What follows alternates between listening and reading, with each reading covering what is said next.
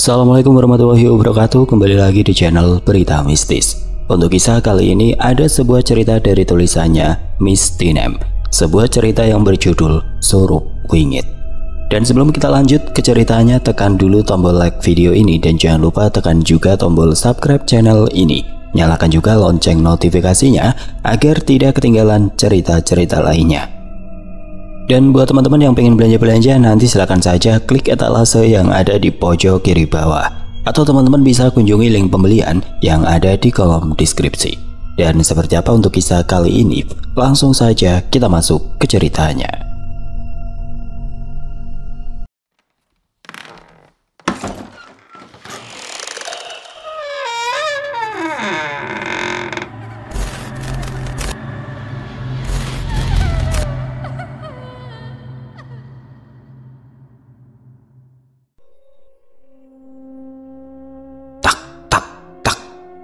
Suara pisau melibas talenan terdengar kencang. Aroma masakan lantas menguar bersamaan dengan asap-asap hasil pembakaran yang keluar dari pawon. Seorang wanita bernama Sri tengah terbatuk-batuk setelah memasukkan bahan masakan ke dalam wajan yang dimasak di atas pawon. Kamu tahu sendiri, dari zaman ibu masih kecil, mbahmu itu selalu bilang, kalau menjelang maghrib dan sesudah maghrib itu, gak baik masih main di luar. Dia bersungut-sungut memarahi anaknya yang hanya diam di sudut ruangan. Bawa memolol, Ibu ngomong gini bukan karena ibu marah. Bukannya ibu nggak ngebolehin kamu main. Tapi ingat waktu. Kalau sudah menjelang maghrib pulang. Nasihat semacam itu masih berlaku di sana. Di sebuah desa kecil yang terletak di Jawa Tengah. Desa itu hidup di antara hamparan sawah luas. Hutan-hutan yang rimbun, sunyi, dan sepi. Tidak banyak yang tahu tentang desa tersebut. Sampai-sampai di kebanyakan orang bilang bahwa tempat tersebut wingit. Jelas, terlalu banyak tentang hal-hal mistis yang dipercaya dan dilestarikan di sana. Sehingga jarang ada orang luar yang berani untuk berkunjung. Mereka takut dengan segala cerita mistisnya, dari yang memang benar ada sampai yang dibuat-buat hanya untuk menakuti. Beberapa hari ke belakang matahari selalu terasa lebih cepat tenggelam. Udara menjadi dingin lebih awal sehingga warga desa enggan keluar malam-malam. Mereka lebih memilih diam di dalam rumah, menikmati sepiring singkong goreng, teh hangat, sambil menonton TV bersama keluarga. Mungkin karena cuaca yang sedang tidak mendukung untuk melakukan aktivitas, terlalu ramai ketika malam, sehingga desa terasa sunyi. Hanya ada suara jangkrik yang menggema seperti peringatan, namun ada yang lebih mengerikan dari sekedar sunyi itu sendiri. Desa Karangjati tidak hanya sunyi karena kehilangan riuh warganya, tapi juga karena mitos yang mereka percaya membawa kesialan. Tadi, sebelum akhirnya desa tersebut ditelan kegelapan, ketika sore mulai merayap ke senja, langit yang semula cerah berubah warna menjadi jingga kusam. Lalu keunguan kelam, daun-daun padi bergesekan pelan, seperti bisikan yang tidak pernah berhenti. Angin berembus lebih kencang mengedarkan bau tanah basah dan busuk di sekitar, sehingga para petani buru-buru pulang. Mereka meninggalkan segala hal yang memperlambat waktu pulang. Di sana setiap warga percaya bahwa saat-saat itulah waktu yang paling berbahaya. Bagi mereka waktu maghrib bukan sekedar waktu untuk menunaikan ibadah saja, tetapi juga waktu ketika batas antara dunia nyata dan dunia yang tidak terlihat menjadi tipis. Mereka tidak pernah mengucapkan atau mengungkapkan secara jelas, tapi ketika mereka berjalan melewati pematang sawah saat langit mulai keunguan kelam, akan ada sesuatu yang berbeda. Kadangkala mereka yang terlambat pulang selalu mendapat hal yang tidak mengenakan di sekitar persawahan, bahkan di mulut-mulut hutan. Mereka menyebutnya dengan memolo. Entitas yang menjadi penyebab aturan tidak boleh di luar rumah ketika menjelang dan setelah maghrib, berkembang di sana. Itulah alasan orang tua melarang anak-anak pulang sebelum maghrib dan tidak boleh keluar setelahnya. Di sana, nyaris warganya masih hidup secara tradisional. Mitos-mitos, dukun, santet, tua, urusan hidup dan mati manusia masih erat kaitannya dengan hal-hal mistis yang mereka percaya. Sehingga antara hal gaib dan nyata bercampur jadi satu dalam kehidupan mereka. Ketika azan maghrib berkumandang di surau kecil yang terletak di ujung desa, hanya orang-orang yang bertinggal dekat surau saja yang berani beribadah di surau. Sedangkan yang lain memilih diam di rumah, menutup rapat-rapat pintu dan jendela untuk menghindari sesuatu yang mereka sebut dengan memolok. Malam itu setelah maghrib, setelah semua masakan Sri matang, seluruh keluarga Sri segera berkumpul di meja makan, dibantu oleh Juno, anak semata wayangnya. Mereka menyiapkan sepiring nasi untuk 5 orang di rumah mereka, untuk Sri, Raji, Juno, Mbah Kung, dan kedua adik Sri, yaitu Tri dan Damar. Di meja makan suasana menjadi hangat setelah kejadian Sri marah-marah kepada Juno berkata telat pulang ke rumah. Namun, yang disangka Juno ibunya tidak akan mengungkit hal tersebut justru kembali diungkit dan menjadi bahan perbincangan satu meja makan. Berakhirlah Juno mendapat semburan nasihat bukan hanya dari ibunya. Sri mengambil lagi secentong nasi ke atas piringnya sambil melirik ke arah Juno. Dia mulai berbicara panjang lebar. "Ibu harus bilang berapa kali lagi ke kamu, Jun. Jangan di luar rumah saat menjelang maghrib, apalagi ke sawah. Ibu capek loh, Jun. Harus ngingetin kamu tiap hari. Padahal seperti Mehmet, Gali, mereka saja pulang sebelum maghrib. Mereka juga main sama kamu terus toh." Juno mengangguk-angguk. Anak lelaki berusia 12 tahun itu memang masa-masanya senang bermain, tidak ingat waktu. Meskipun dia sendiri tahu bahwa anak-anak di sana termasuk dirinya selalu diharamkan pulang menjelang maghrib dan keluar setelahnya.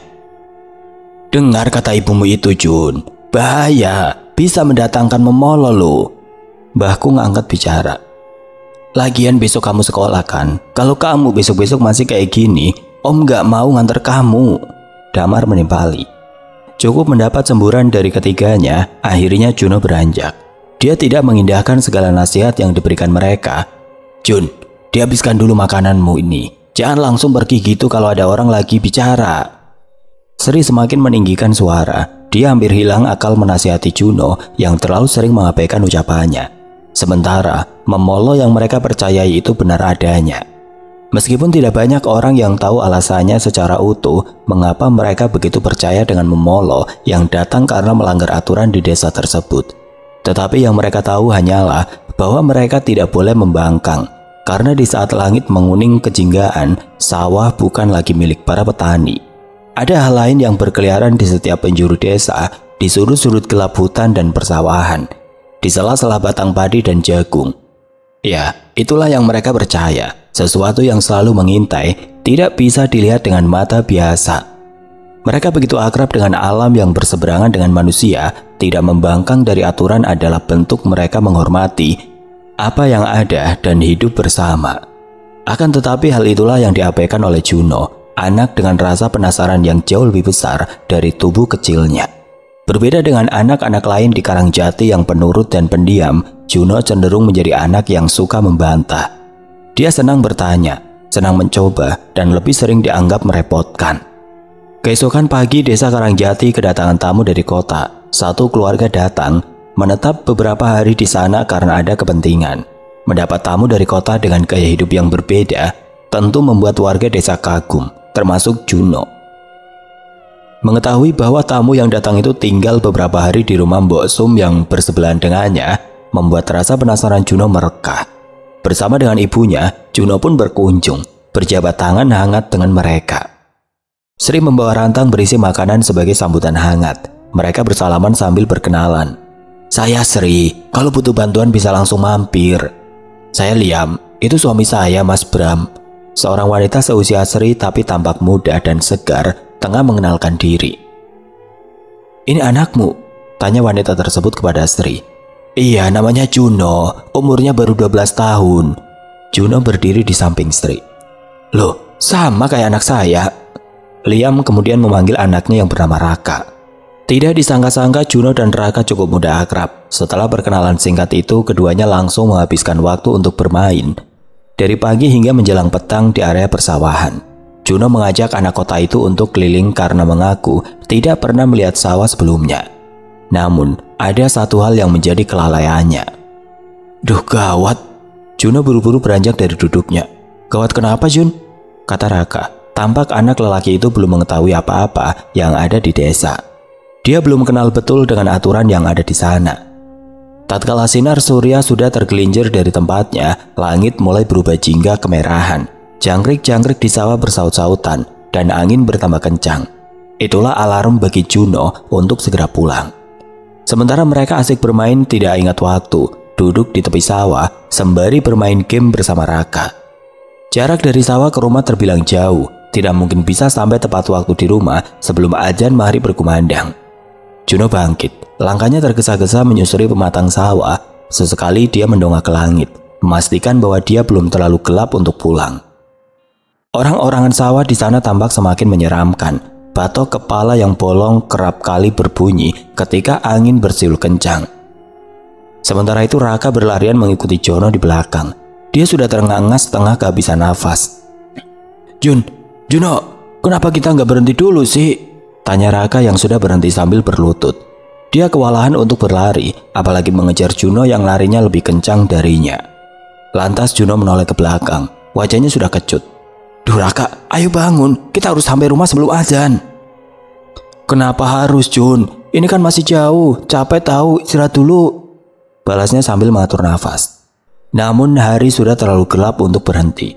Mereka dikepung persawahan gelap sehingga pematang sawah tampaknya semua sama. Juno tidak bisa membedakan mana jalan untuk pulang dan mana jalan yang mengarahkan mereka kembali ke area persawahan yang semakin jauh. Helaan nafas Juno terdengar kencang, tak kalah dengan jangkrik-jangkrik yang bersautan. Begitupun suara batok kelapa pada orang-orangan sawah yang bergerak tidak beraturan diterpa oleh angin. Juno mulai ketakutan. Dia berjalan mundur, berdekatan dengan Raka. Raka, aku takut, kata Juno gemeteran. Raka mendongak, lalu berdiri bersebelahan dengan Juno. Ini pulangnya lewat mana, Jun? Juno hanya menggeleng. Mereka terlambat pulang sementara langit sudah gelap. Dari kejauhan juga azan sudah berkumandang. Pandangan mata Juno menangkap satu persatu orang-orangan sawah di sekitar mereka. Dia pun bergidik ngeri. Kita telat pulang, Kak. Kata ibuku, orang-orangan sawah itu kalau sudah malam jadi memedi. Memedi apa sih, Jun? Kenapa kamu takut banget kalau pulang telat? Kita kan tinggal cari jalan keluar dari sini saja, Jun. Tahu Raka penasaran. Juno melirik. Giginya sudah menggerutuk, bibirnya kebiruan. Dia gemetar bukan hanya karena ketakutan, tapi juga karena kedinginan. Memedi itu setan, Kak. Kita nggak boleh pulang telat, bakal jadi memolo, itu kata ibuku. Keterbalikan dari Juno, justru Raka terkekeh mendengarnya. Semua anak di sini dilarang pulang telat, Jun. Raka berjalan duluan dengan santainya. Aneh banget, emang kenapa sih? Emangnya setan keluarnya pas adzan doang? Kata Raka dengan nada mengejek. Juno tersinggung, tapi juga goyah. Selama ini dia ingin membuktikan bahwa dia bukan anak desa yang penakut. Itu kata ibuku, tapi... Raka menoleh ke belakang memperhatikan Juno yang tampaknya kebingungan. Tapi apa? Udah, ayo jalan. Daripada kamu dicariin, timbang takut sama setan, mending takut kalau kamu dimarahin orang tuamu, Jun. Juno ragu-ragu melangkah mengikuti Raka. Entah mengapa terbesit di pikiran Juno tentang hal-hal yang belum sempat dia lakukan selama ini. Tapi sebentar. Juno berlari ke belakang, kembali ke tempat di mana mereka bermain tadi. Dia berlari tanpa memperdulikan Raka. Weh, Juno, mau kemana? Pekik Raka kencang-kencang. Dia terkejut sekaligus tidak mengerti apa yang ingin Juno lakukan. Sementara dia tidak mungkin meninggalkan Juno seorang diri di sana. Mau tidak mau Raka pun ikut bersama Juno. Kamu mau ngapain? Ayo pulang. Jalan pulang kan lewat sana, Jun. Raka berteriak-teriak dari belakang Juno. Firasatnya mulai tidak enak, tapi Juno tidak berhenti begitu saja. Dia terus berlari, semakin masuk ke area persawahan yang gelap tanpa penerangan. Juno terus berlari, mengarah ke area kebun jagung milik Romo Agung. Cuma membuktikan aja. Jauh dari pandangannya, kebun jagung Pak Romo tampak tinggi-tinggi. Orang-orangan sawah di area itu pun terbilang paling banyak. Di sanalah tempat tujuan Juno. Juno membawa langkahnya menuruni pematang sawah, lalu berhenti di gubuk kecil milik Romo Agung. Sudah, kita di sini saja, kata Juno dengan santainya. Kamu mau apa sih, Jun? Katamu kita harus pulang, kenapa malah di sini? Ini udah gelap loh. Sentak Raka pada Juno. Namun Juno hanya tertawa, lantas duduk di atas gubuk. Lampu semprong yang menempel di tiang gubuk itu diambilnya, lalu dinyalakan. Sudah santai saja, aku pengen buktiin sesuatu. Raka duduk di samping Juno, tapi tidak berhenti bersungut-sungut kepadanya. Buktiin apa, Jun? Ini udah gelap. Aku aja nggak tahu baliknya lewat mana. Kalau aku tahu, pasti aku pilih pulang sendiri daripada harus ngikutin kamu sampai sini. Ya sudah, sana pulang. Raka terdiam, bibirnya manyun. Dia tidak bisa menutupi bahwa dia ketakutan. Bukan karena takut dengan cerita-cerita Juno tentang desa dia tinggal, tapi karena dia takut tidak bisa pulang. Akhirnya Raka hanya meringkuk di atas gubuk. Dia menangis tanpa diketahui oleh Juno. Sudah lama aku pengen buktiin kalau apa yang ibuku bilang itu nggak ada, Kak, kata Juno mengawali cerita. Ibuku selalu marah kalau aku pulang telat. Katanya aku bisa diambil memedi dan bawa memolo. Padahal selama ini aku nggak pernah mengalami itu semua kalau pulang telat. Jadi benar katamu, aneh. Bukannya kalau azan gini setan kan takut. Raka menatapi Juno. Matanya sudah basah sembab, suaranya serak. Tapi kalau apa yang dibilang ibumu itu benar, gimana? Kamu mau diambil memedi gitu aja? Aku gimana? Aku nggak mau ikut-ikutan, Jun. Juno diam, hanya tersenyum, lalu beranjak dari gubuk tersebut. Dia melangkah sambil membawa lampu semprong, lantas berdiri beberapa meter dari orang-orangan sawah di kebun jagung Romo Agung. Namun entah mengapa yang membuat Juno tertarik dengan orang-orangan sawah di kebun Romo. Karena berbentuk agak aneh, hanya di sana orang-orangan sawah terbuat dari jerami kering, dengan wajah dari batok kelapa yang diberi mata dari kancing dan mulut yang dilukis merah mencolok. Tangannya panjang, terbuat dari bambu, dan tubuhnya dibalut kain lusuh yang sudah kecoklatan. Juno melongo memperhatikannya. Mirip orang beneran, celetuknya. Namun entah mengapa semakin lama Juno menatap orang-orangan sawah itu, semakin lama pula nyalinya mulai ciut.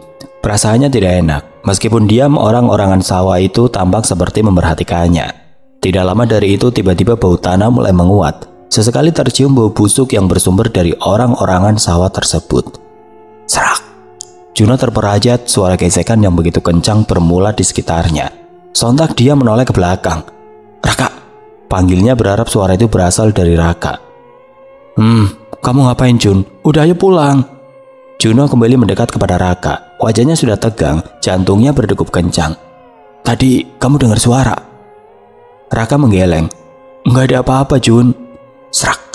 Kembali lagi terdengar suara itu, yang kini didengar oleh Raka juga. Mata mereka membulat, lampu semprong yang dibawa Juno segera diarahkan kemana saja. Makin lama suara yang entah dari mana asalnya, makin mirip dengan langkah seseorang. Seolah berjalan pelan menyeret sesuatu. Serak. Juno kembali menyorotkan lampu semprongnya ke depan. Tepat di belakang orang-orangan sawah yang dilihatnya tadi, batang-batang jagung itu seperti ditebas. Jun! Raka bergumam. Wajahnya sudah nanar. Dia menunjuk ke arah orang-orangan sawah di depan. Wajahnya tersenyum. Juno buru-buru beranjak, menarik tangan Raka agar cepat-cepat bergerak. Padahal tadi nggak gitu loh. Juno terperaja terlalu melangkah pelan-pelan dengan jantung berdegup kencang. Ayo cepat, pergi dari sini, Kak. Kamu di depan, bawa lampu semprongnya. Raka mengangguk, kemudian mengambil alih posisi Juno untuk memimpin jalan. Dia menenteng lampu semprong tersebut, ragu-ragu mulai melangkah. Kamu ingat jalannya? Tanya Juno dari belakang. Aku nggak ingat, saut Raka. Jalan yang tadi, kamu harus lurus sampai ketemu batu besar, terus belok kiri, nanti langsung ketemu jalan ke arah rumah. Raka mengangguk sambil terus berjalan di depan. Dia sama sekali tidak menoleh ke belakang sehingga tidak tahu kondisi Juno. Ketika Juno hendak melangkah belum sempat melarikan diri dari gubuk tersebut, tiba-tiba saja tubuhnya terasa berat, lututnya lemas, dia pun panik. Mencoba menjerit tapi suaranya tiba-tiba hilang. Raka tidak menoleh sama sekali, dia berjalan di depan semakin jauh, sampai tubuhnya seolah menghilang di telan malam. Juno kebingungan. Dia berusaha berlari tapi hanya bisa tertunduk lemas, sementara angin kembali bersiul dengan kencangnya. Dingin, gelap, suara-suara aneh berhasil membuat Juno semakin ketakutan. Tidak lama setelah itu sayup-sayup Juno mendengar bisikan yang begitu jelas masuk ke telinganya.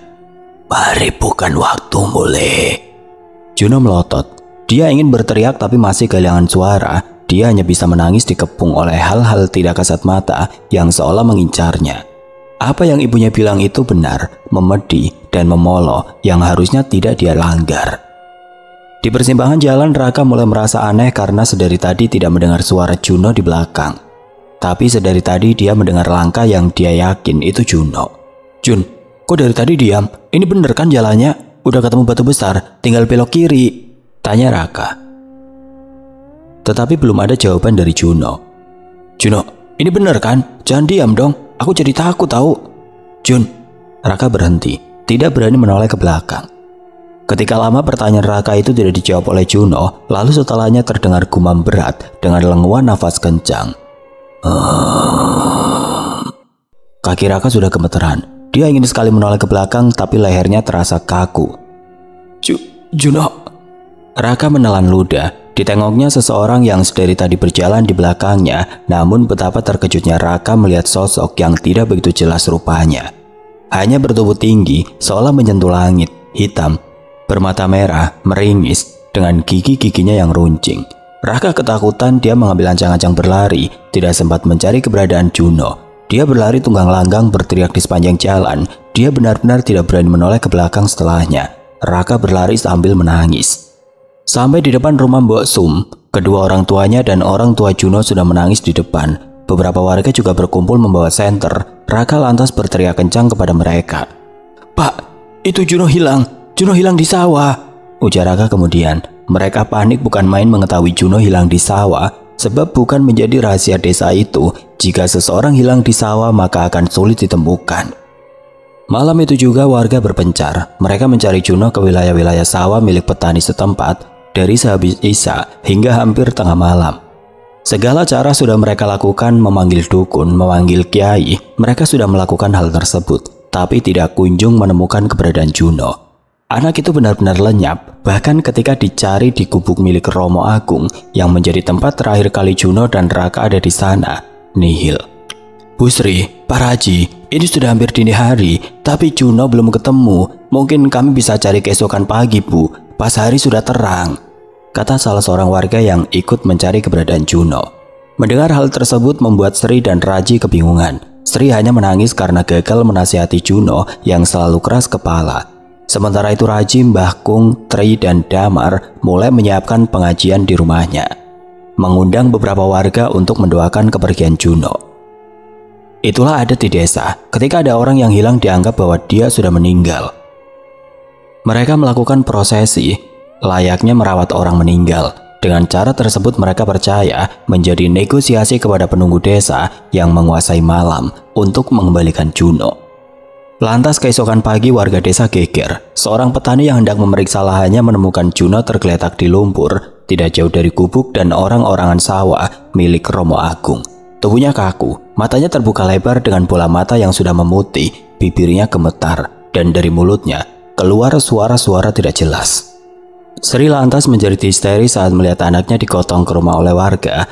Raka hanya bisa berdiri mematung, pucat, merasa bersalah karena tidak mencari Juno dulu semalam.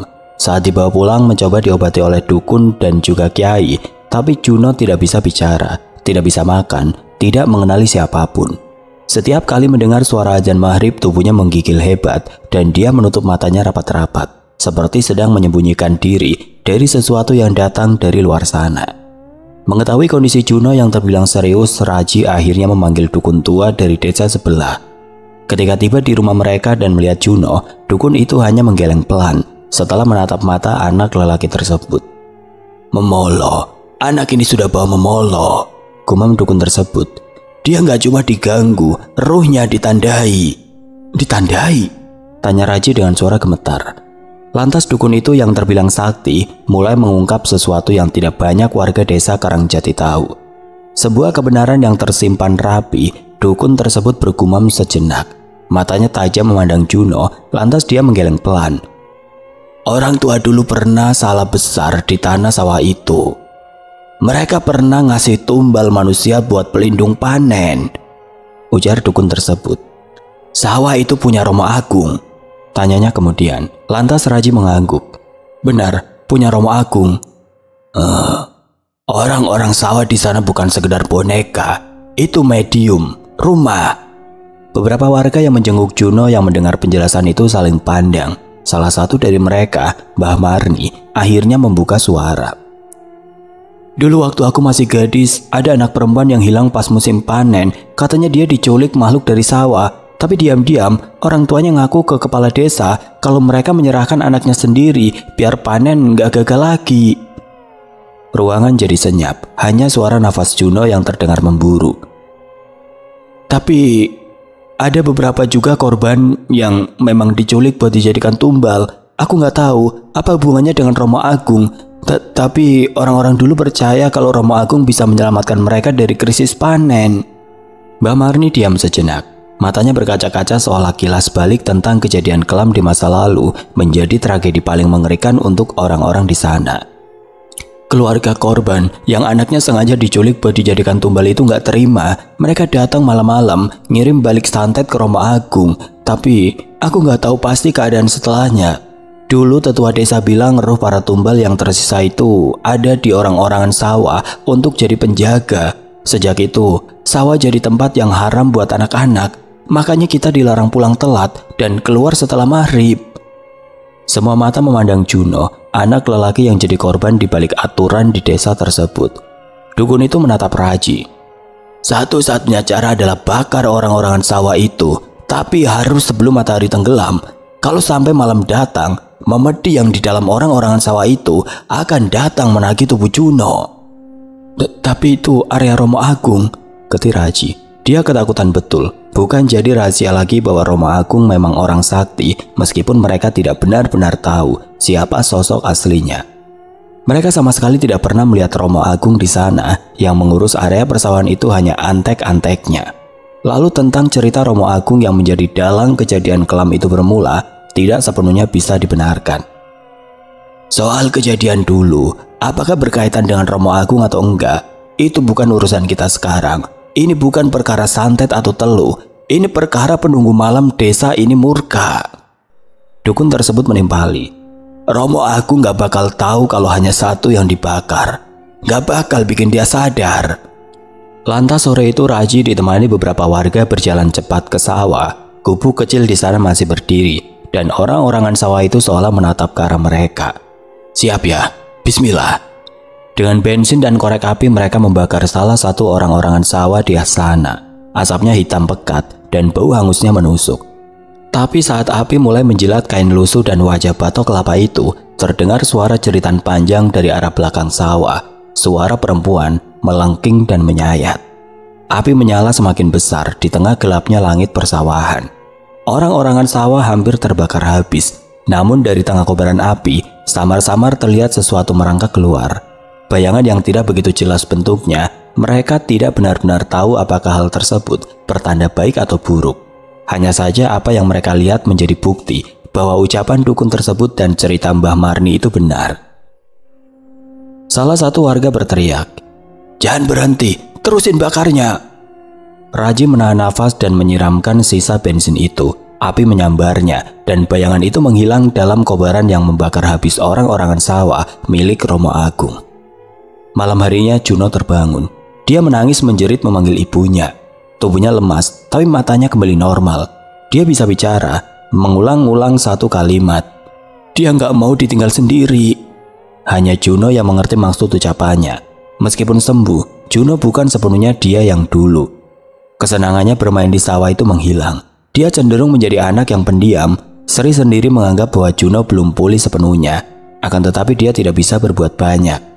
Masih tersimpan berbagai pertanyaan yang belum sempat terjawab, seolah merasa bahwa kejadian itu belum benar-benar usai. Namun beberapa hari sejak kejadian menghilangnya Juno, orang-orangan sawah tidak lagi digunakan di Karangjati. Warga lebih memilih jaring dan kaleng bekas untuk mengusir burung. Namun mitos dan larangan di sana tetap dijaga, bukan karena takut pada cerita lama, tapi karena mereka sudah melihat sendiri bahwa ketika matahari tenggelam, sesuatu yang menjadi alasan larangan masih kuat di desa itu, masih mencari teman bermainnya. Firasat Sri benar. Kejadian itu belum usai sejak ditemukannya Juno. Cerita tidak berakhir di situ saja. Beberapa minggu setelah Juno sembuh, Raka kembali ke kota. Namun ada yang berubah dari watak anak lelaki tersebut. Dia itu jadi pendiam, mudah terkejut, dan sering terbangun tengah malam. Liam mengira bahwa itu efek dari trauma di desa, tapi Raka tahu sejak malam itu dia juga telah melihat sesuatu. Suatu malam saat dia terbangun, tiba-tiba dia menjerit ketakutan. Dia mengaku melihat sesuatu di sudut kamarnya, sosok tinggi hitam dengan mata merah, serta mengeringis ke arahnya. Dia juga sering mengaku ditampaki sosok-sosok lain yang tidak jelas bentuknya. Raka jadi sering mengamuk di rumah, dia kadang-kadang melukai diri sendiri juga. Tanpa sepengetahuan kedua orang tuanya, setiap malam Raka menjerit dan kejang-kejang. Tubuhnya sering panas, seperti itu berulang-ulang hingga seminggu kemudian. Meskipun Liam dan Bram sudah membawanya ke dokter, namun tidak ada yang dikatakan serius dari kondisi Raka. Mereka mulai merasa ada yang aneh dari anak tersebut. Kondisinya makin lama makin mirip dengan Juno yang ditemukan setelah hilang di sawah, persis. "Aku khawatir, Raka kenapa mas?" tanya Liam kebingungan. Dia benar-benar tidak mengerti, setengah frustasi dengan kondisi Raka yang tidak kunjung membaik. Sementara Bram, dia pun bingung harus berbuat apa. Segala cara sudah dilakukan, tapi nihil hasilnya. "Aku rasa ada yang belum selesai di sana, Li," gumam Bram. "Maksudmu kita harus kembali ke sana?" Bram mengangguk lesu. "Iya, mau gak mau kita pakai aja lah dukun tua dari desa sebelah yang waktu itu didatangkan buat ngobatin Juno." "Kita ke sana besok mas, aku takut Raka makin parah." Keesokan pagi mereka kembali ke desa Karangjati dengan harapan penuh agar Raka dapat diobati. Mereka kembali sehingga beberapa hari di rumah Mbok Sum. Di sana Liam dibantu Sri menyiapkan pengajian seperti halnya ketika mereka mencari orang hilang. Malam itu juga ketika pengajian digelar, dukun tua dari desa sebelah ikut dipanggil untuk melihat langsung kondisi Raka. Begitu melihat Raka, dukun itu hanya menarik nafas panjang. Matanya memincing seolah menembus sesuatu di balik tubuh bocah itu. Tangannya gemetar ketika menyentuh dahi Raka, lalu dia mundur perlahan. "Sama seperti Juno, dia bukan cuma ketempelan, dia diikuti dan sudah diikat." Liam mencengkeram tangan suaminya. "Maksudnya gimana mbah? Apa yang ngikutin Raka?" "Apa yang dilihat Raka terakhir?" Kemudian dia bergumam, "Apa Raka ada mengambil sesuatu dari sana?" Liam lantas mengernyit. Dia mengingat betul-betul apa yang dibawa Raka setelah pulang dari sana.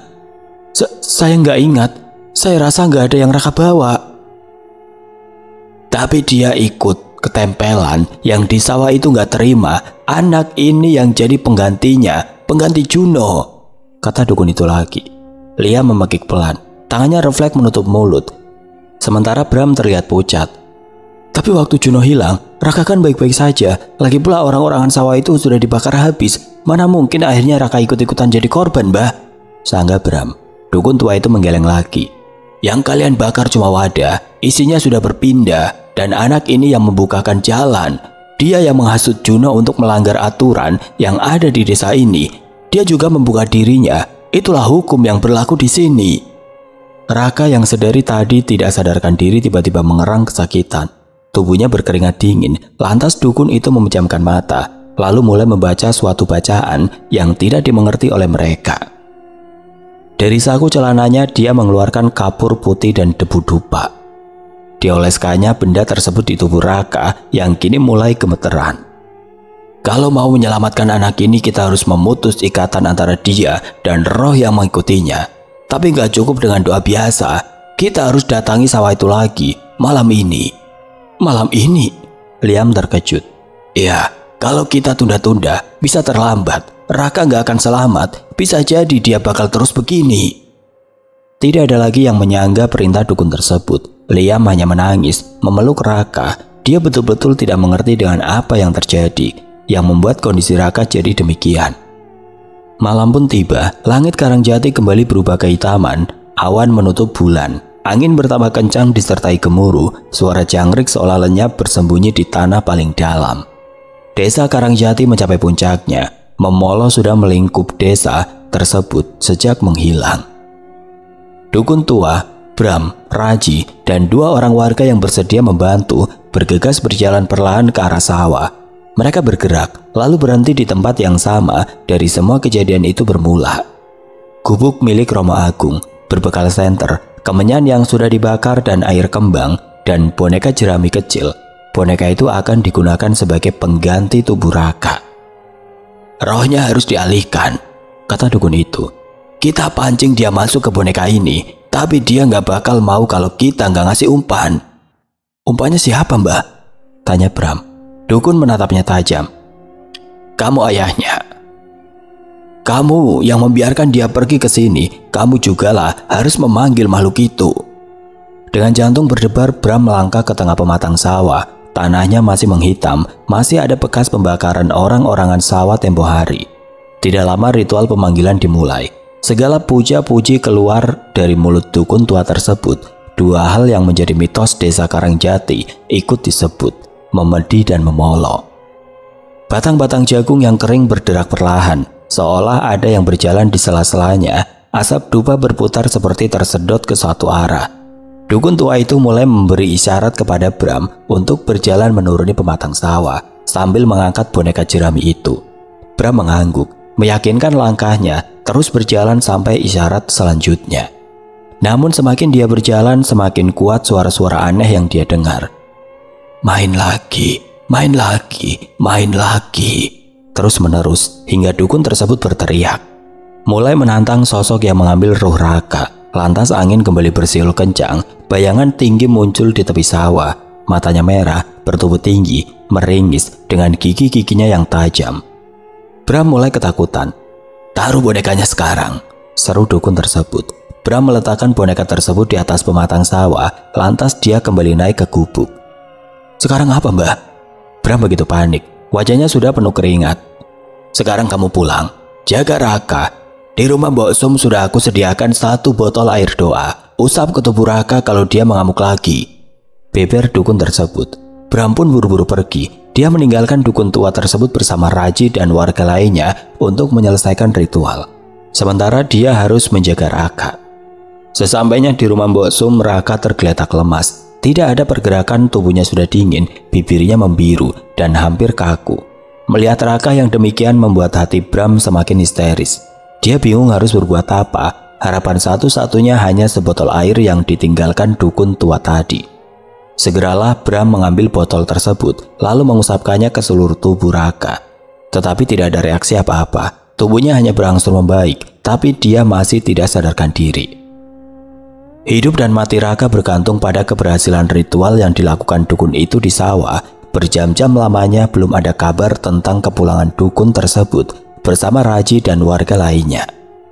Padahal desa Karangjati sudah diguyur hujan. Mereka yang ada di rumah Mbok Sum semakin khawatir. Hampir tengah malam barulah terdengar ketukan kencang serta lenguh nafas seseorang.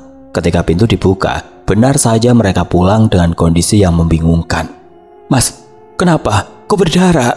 Sri buru-buru menghampiri Raji. Dai suaminya itu sudah bersimbah darah. Begitu pula dengan dukun tersebut. Pergelangannya tersayat. Tidak ada yang tahu dengan keadaan mereka selama di sana.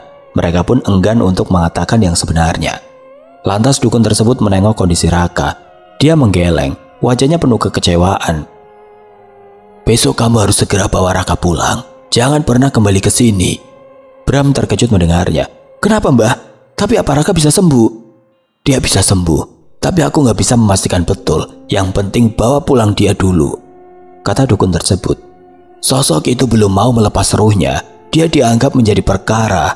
Mereka akhirnya marah. Beruntung Juno bisa lepas dari sosok yang menjeratnya. Tapi untuk Raka, aku belum bisa pastikan. Seluruh ruangan hening, senyap. Mereka larut dalam pikiran masing-masing yang tidak pernah berujung. Mitos dan larangan ada bukan untuk dilanggar, bukan untuk disepelekan. Itulah yang warga katakan kepada siapa saja yang datang ke sana agar tidak bertindak gegabah. Beberapa bulan kemudian keluarga Raka pindah ke kota lain. Mereka tidak pernah kembali ke Karangjati. Tidak terdengar lagi kabar tentang mereka, apalagi tentang kondisi Raka. Tapi aku merasa mitos dan larangan itu ada karena ulah seseorang, Mas. Di perjalanan jauh, Sri dan Raji membawa Juno ke suatu tempat, keluar dari desa Karangjati. Romo Agung, dia memang bukan orang biasa. Bapak, Mbok Sum, dan Mbah Marni saja bilang begitu, balas Raji. Apa Romo Agung masih hidup sampai sekarang, Mas? Tampak raut wajah Raji kebingungan. Dia tidak bisa menerka, yang pasti dia pun tidak mengenal Romo Agung. Cerita tentangnya yang diduga ada sangkut paut awal adanya mitos dan larangan tentang memolo di desa itu juga hanya dugaan beberapa orang saja. Mereka tidak benar-benar tahu secara pasti siapa Romo Agung yang sebenarnya. Namanya yang dulu sering disebut-sebut sejak keduanya masih anak-anak pun sampai sekarang tidak ada wujudnya. Jelasnya, tentang memolo di desa Karangjati ada karena ulah orang tua ketika itu. Menumbalkan anak sebagai cara agar mereka mendapat panen melimpah, dijauhkan dari segala musibah dan melindungi sawah. tapi tanpa disadari justru berdampak buruk bagi kehidupan seterusnya. Cerita ini diambil untuk menginspirasi banyak orang. Pesan yang dapat disampaikan, kita tidak boleh gegabah, selalu mengingat Tuhan, mematuhi larangan dan aturan dan menjaga sikap dimanapun kita berada. Oke teman-teman, sekian untuk kisah kali ini. Bagaimana menurut kalian tentang kisah ini? Tulis komentar kalian di kolom komentar. Dan buat teman-teman yang baru bergabung, jangan lupa untuk like, komen, share, serta subscribe channel ini. Dan nantikan kisah-kisah horor berikutnya tetap di channel Berita Mistis. Wassalamualaikum warahmatullahi wabarakatuh.